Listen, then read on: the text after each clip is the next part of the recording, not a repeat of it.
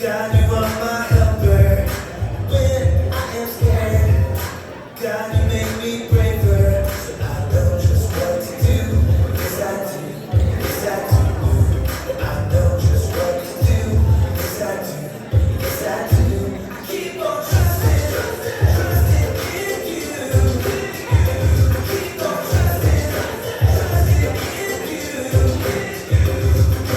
You're the one I'm running to. There's no one else like you. I keep on trusting, trusting in you. And I sing.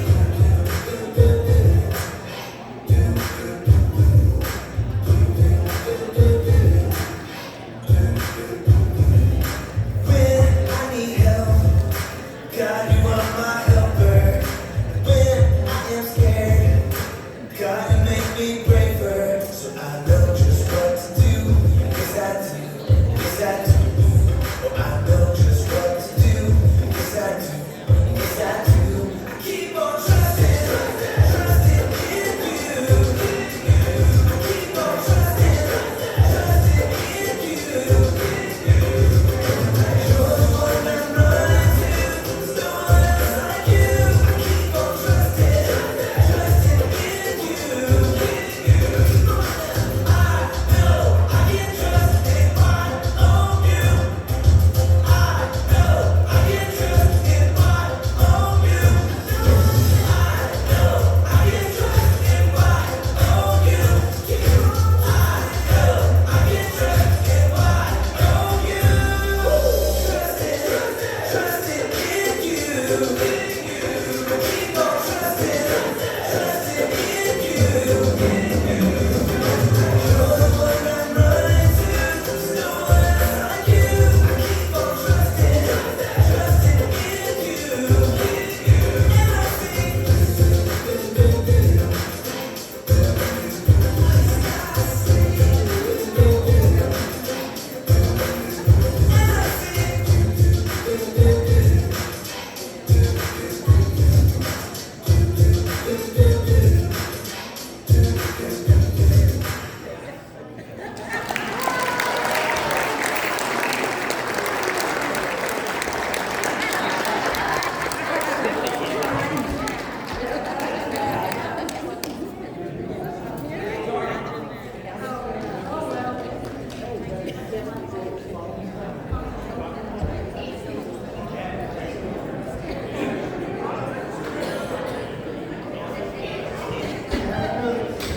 Good morning. Donna, do you have enough of those for the choir? Because that would be fun. We do the whole choir. That'd be good. Be the only way I can get them to dance. Well, it's good to see you this morning. It's good to have you in worship. Give another hand to the kids this morning. A couple cheers. We need to paint or something. Trust me. Yeah. Would you stand this morning with us? Bow your heads as we enter into a time of worship today. Father, we thank you for all of the gifts that you give us here in this place. We thank you for the children and the people that serve those kids and the hearts that they are developing for you. This morning we give you all the praise for this service. Would you bring a message to us, Lord, today that would impact our hearts? Would you let the Spirit be felt this morning in this place? Lord, open our eyes and our ears and our hearts. The only thing we see right now is you this morning. We pray this in Jesus' name. And everyone said, Amen. Amen. You know what to do. Let's sing.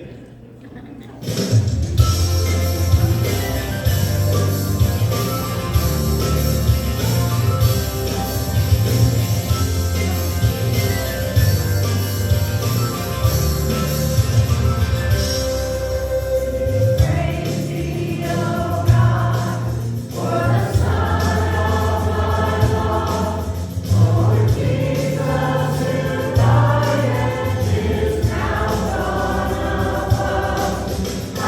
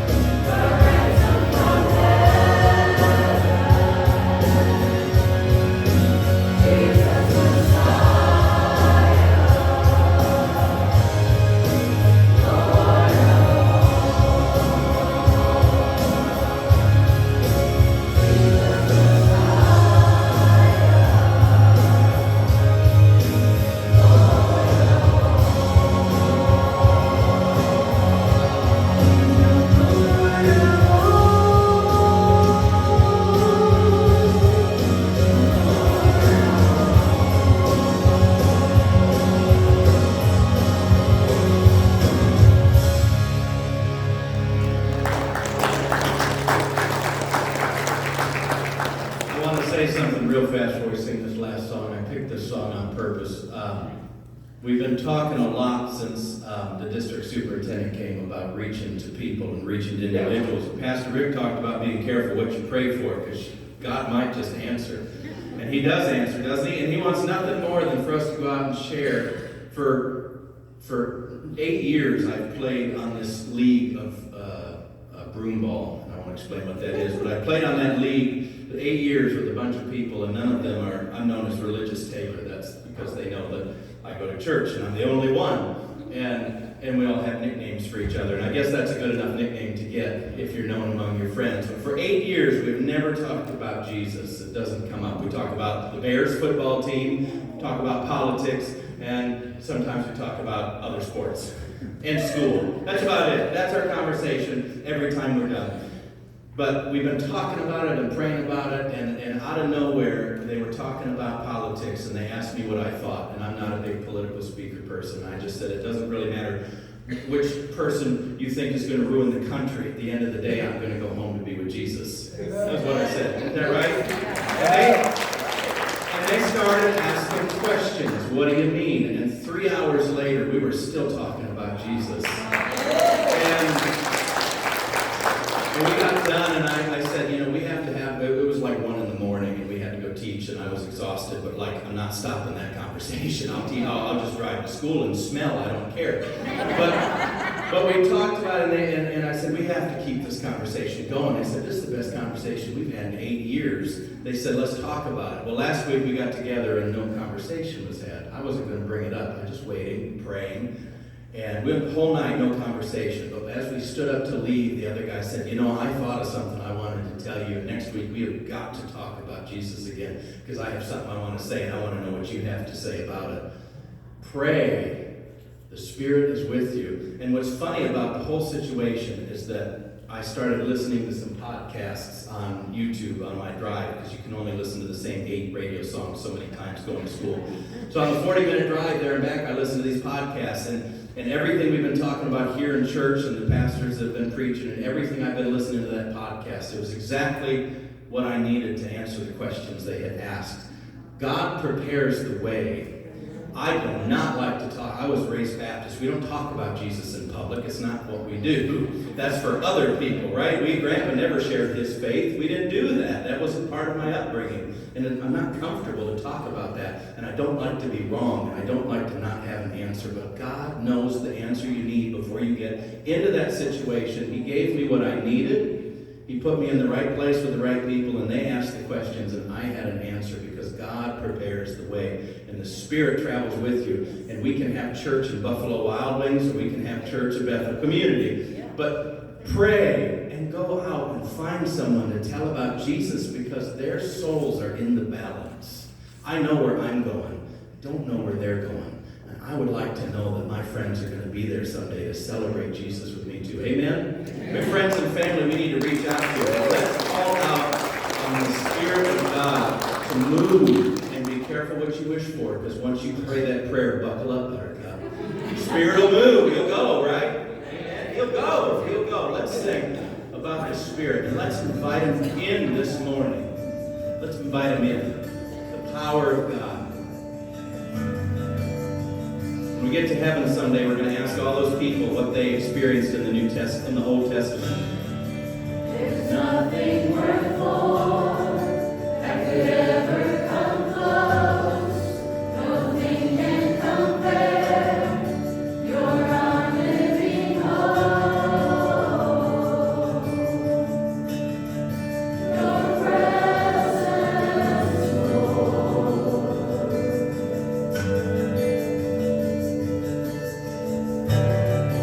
I've tasted and seen.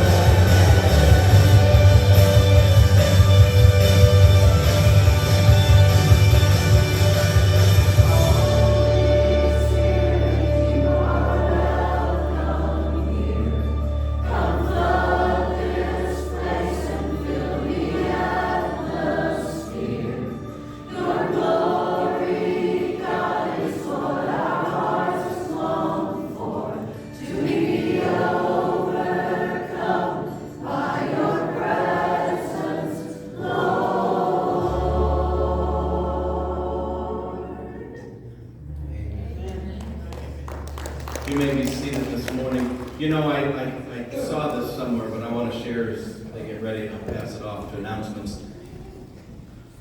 When we get to heaven, do you want to meet Daniel? Aren't you excited to meet David? I mean, to see Adam and Eve, to see Abram and ask him about what it was like. You ever thought about all those stories you're going to hear? Shadrach, Meshach, Abednego, Jonah. Take your pick. Noah, Moses. All of them. Just take your pick. And somebody said, you're going to get to heaven, you're going to go start peppering them with questions. But don't forget, they have a question for you. And that question's going to be, tell me first, what was it like to have the Holy Spirit live inside of you? They don't have the advocate. Jesus sent the advocate. They don't have the relationship we do, just like we didn't have the relationship they did. Don't forget the power, the Holy Spirit that resides with us, our advocate, our helper, who goes to God on our behalf and who goes before us and who fills us. And it's just pretty amazing, isn't it? I hope you remember the power of the Spirit this morning.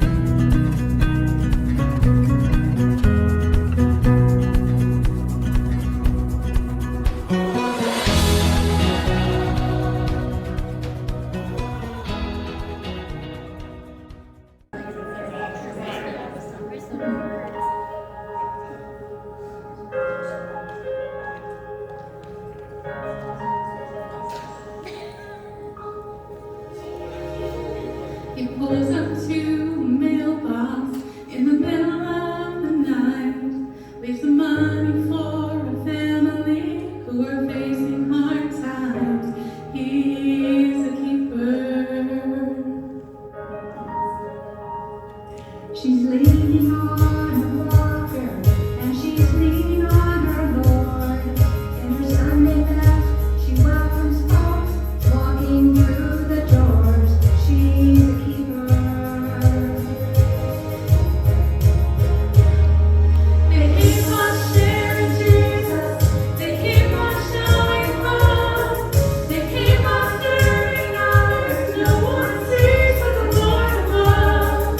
They keep on persevering. They're never letting up. Hallelujah for the faithful believers. Thank God for keepers. She stopped him for a visit with a minute all alone. She brings him food and prays him through, finds a road into his home. She's a keeper. It isn't always easy, but he sticks to what is true. He's bold and brave, he's sure he's called to preach the good news. He's a keeper. They keep on sharing Jesus. They keep on showing love. They keep on serving others. No one sees the Lord above. They keep on persevering. They're never letting up. Hallelujah for the faithful believers. Thank God for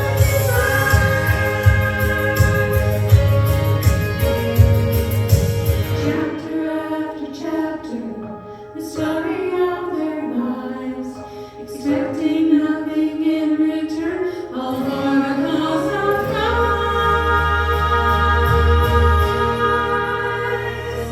They keep on sharing Jesus.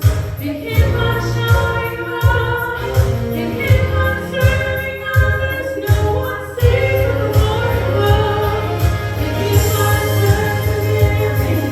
They're never letting up. Hallelujah for the faithful believers. Thank God for the keepers. Thank God for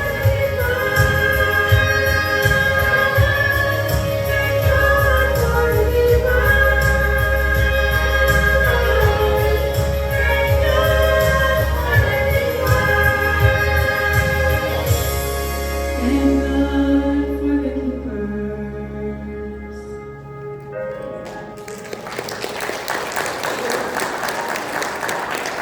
Thank God for all of you keepers. You all are wonderful, and we had specific people in mind for some of those verses. You know who they are. You know who you are.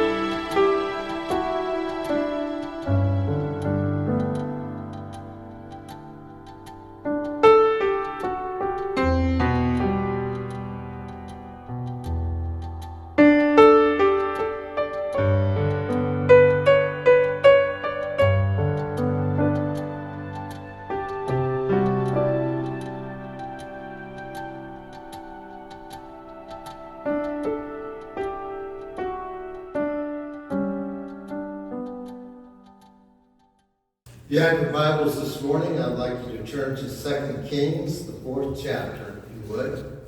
2 Kings, the 4th chapter, starting with the 18th verse. And if you would, please stand for the reading of the scripture. And when the child was grown, it fell on a day that he went out to his father, to the reapers. And he said unto his father, my head, my head. And he said to a lad, carry him to his mother. And when he had taken him and brought him to his mother, he sat on her knees till noon and then died.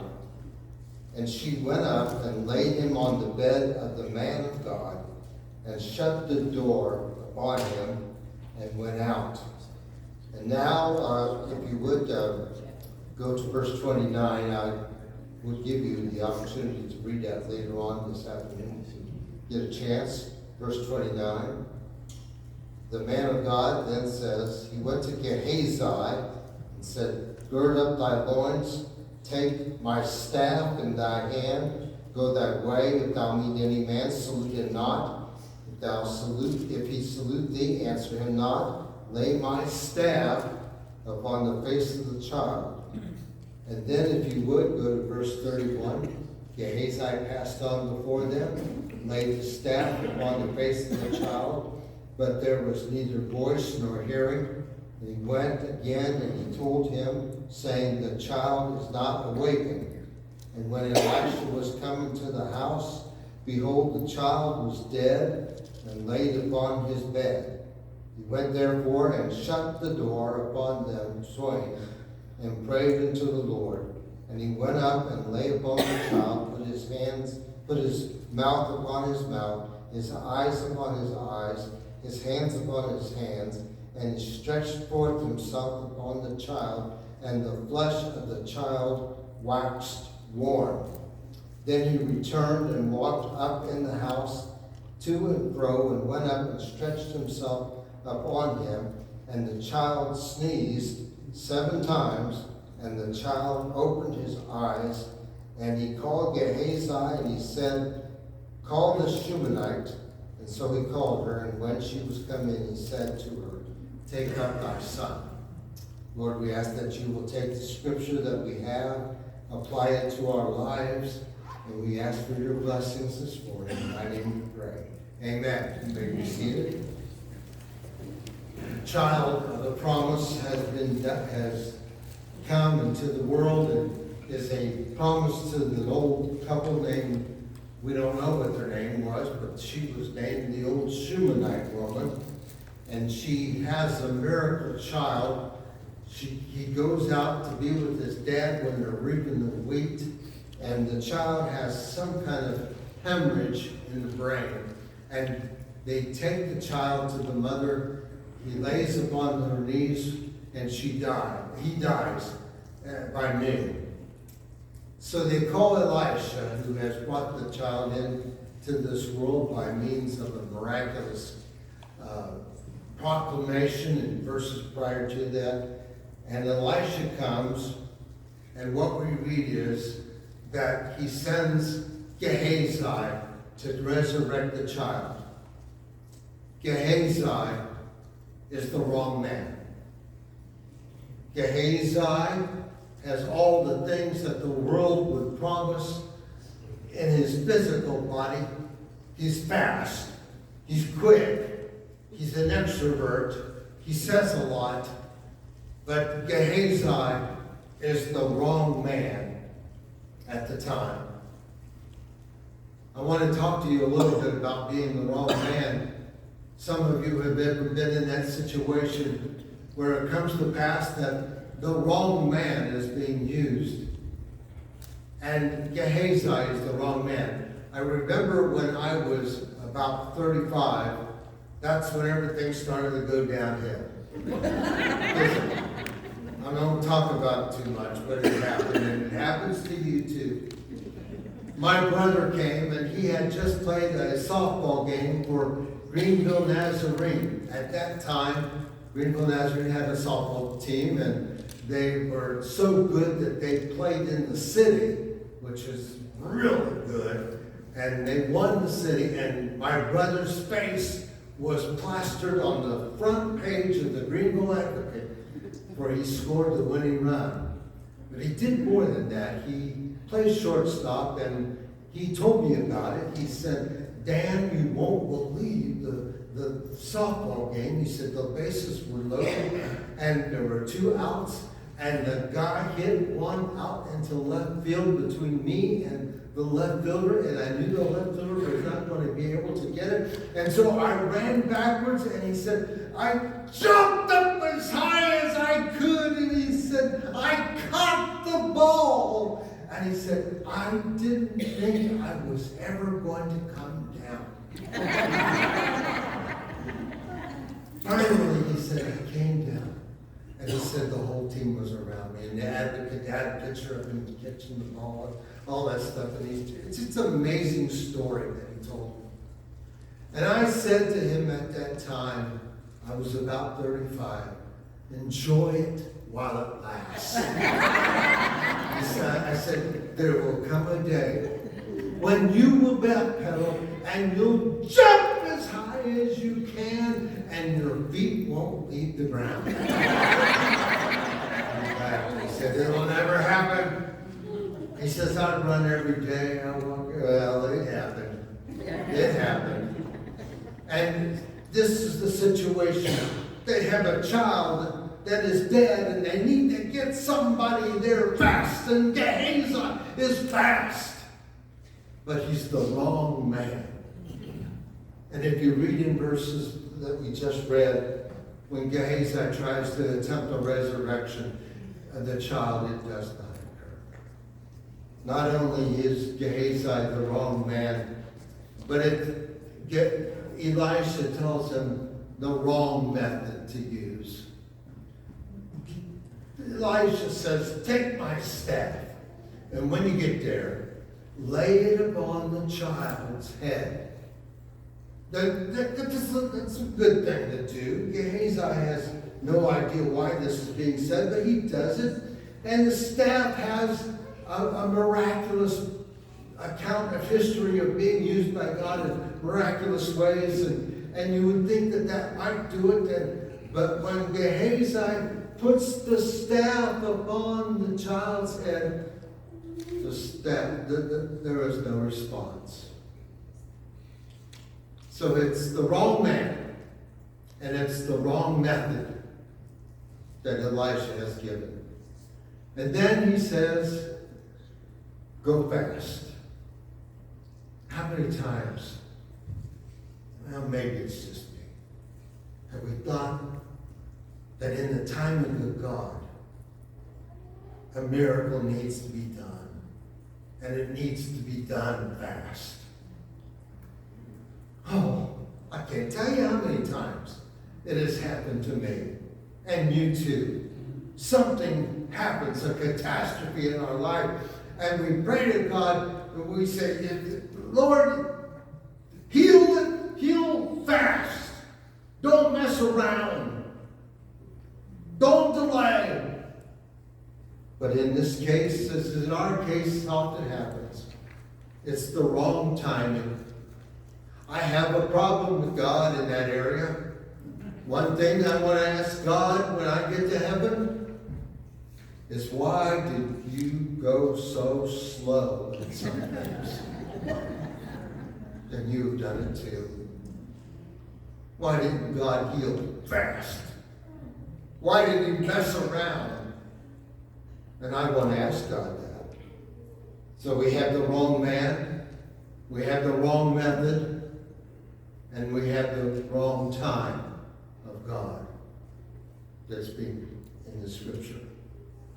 Now I suppose that Elisha at this particular time is being told by Gehazi. Gehazi runs back, and Elisha is coming up the road. He says, I did everything you told me to do, and nothing happened. Elisha has to think about it for a minute. He knows now that the wrong man has been sent. Gehazi is good and fast and young and beautiful and very well, as the world considers things, the top of the match, the top of the line. I mean, it doesn't happen. The staff, the rod has no power. It is laid on the child's head, but it does not resurrect the child, and it is the wrong timing of God. Now what happens in this disaster? Well, fortunately, Elijah waits and he prays. Notice that in this story, there has been no mention of prayer. Elijah has not, and the woman have not, and Gehazi has not, and anybody that was else around there, they have not prayed about it. I know what it's like. We get in a hurry and we don't have time to pray. And, you know, we said, Lord, I don't have time to spend at the altar here. And I don't know what Elisha did, but he stopped and prayed, the scripture said. He went in to the door, into the two of them, and he prayed unto the Lord. Verse 33. Should have done that first, right? We can look back on it and say that should have been the first thing he did. And then Lord would have revealed some things that needed to be changed. But he didn't have time to pray. And he was not an evil man. He was just in the need of a miracle, and he wanted it in a hurry. And the Shunammite woman was crying. She wanted something to be done in a hurry. And we get the picture that, but folks, if I could give you one thought, it's in this. And I don't mean it in a bad way, but I've learned it. Learned it the hard way. Hurry is of the devil. Yeah. It really is. Let's try to take time to pray before we go into emergencies or situations. Now, I don't know. It doesn't say what his prayer was, but I believe it was one word. It was help! Help! Maybe even 2 or 3 consonants. Help! What do you do when your child is laying on the bed? Yeah. Help! But he did pray. But when he came to this middle of the story here, he prays unto the Lord. And now notice that it is not the wrong man, it is not the wrong method, it is not the wrong timing of God, but something occurs. It is as if we are becoming, Elisha here, becoming aligned with God's purpose. For now we realize that it is the man Elisha, the prophet himself, that God has chosen to perform the miracle through. I know he was old, and he takes him a while to get to the room where the child lays, but the scripture says that it is Elisha that God uses. Not only that, but the method. Now the method is a little strange to our eyes, the ears. We wouldn't have, but God must have somehow used it. And the child, the scripture says in the old King James, waxed warm. Waxed warm. I like that. Others, some old words I really like. And I like the fact that he waxed warm. But that wasn't enough. He went around a couple more times and got his body heat really going, and then did it again, and the child revived. It was the right man, and it was the right method, and now it's the right time of God. God had a timing in this all, and he aligned himself with God's purpose and God's timing, and now it began to occur. I remember when we were building this sanctuary years before we did it. And I was a young man at that particular time. And I had a horrible time with God's timing. Because I wanted this sanctuary built sooner than it was. And those of you who were put there remember that. And I remember a young man coming in at that particular time. We were worshiping at the old McAdams School, which is now torn down, but it's where the school is now on 235. And a young man came behind me, and he said, as in back of the school praying, and he says, "Pastor, you've got to get this church board moving." Believe me, I had been trying to get the church board moving for years and years, and it just didn't seem. And then all of a sudden, things began to click and fall in place. And the church was built.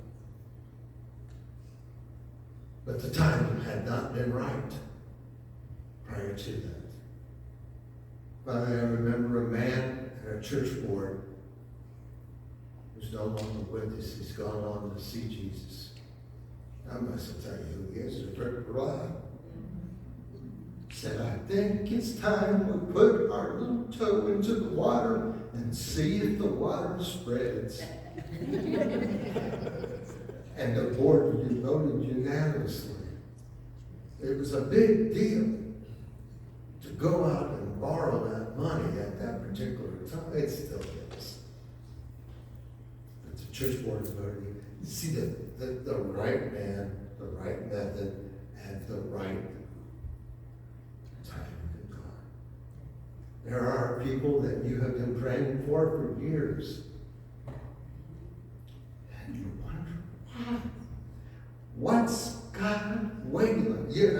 First of all, I won't get into that. It's another sermon. But let's just say that when the child awoke, notice what he did.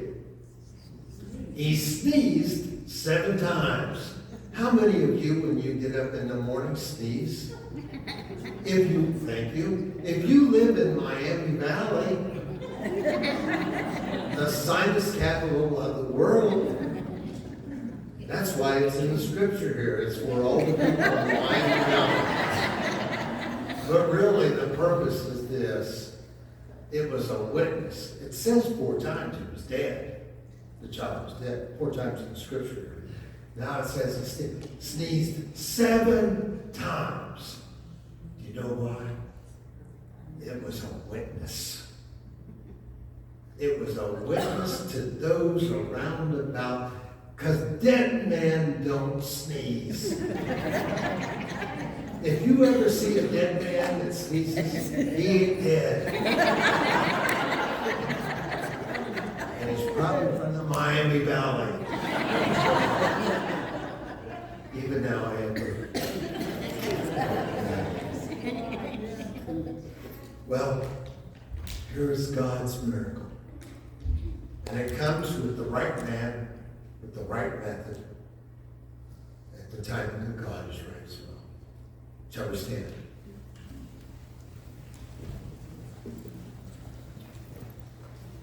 Lord, we thank you today for your beautiful presence that we have felt. We ask now, Lord, that as we go our separate ways, that we will remember at times that the right man and the right method and the right method and the right timing of God all need to be in place. It can be discouraging at times, but when it is of God, it happens. Help us, prepare us for that moment. Now, Lord, as we go our separate ways, we pray that your blessings will be upon us and give us the grace that we just need and the mercy that we need at this particular time. Thank you, Jesus. Amen. Let me give you a blessing, and then we'll go home. You've got 20 minutes to get to the melody. I will lead you to beat the Baptist, to the melody, no matter what. I'll give you plenty of time. front of them and say, it's not that I'm living right, it's just that our pastor didn't preach so. Let me give you this blessing. The Lord bless thee and keep thee. The Lord make his face to shine upon thee and be gracious unto thee. The Lord lift up his countenance upon thee, give thee peace.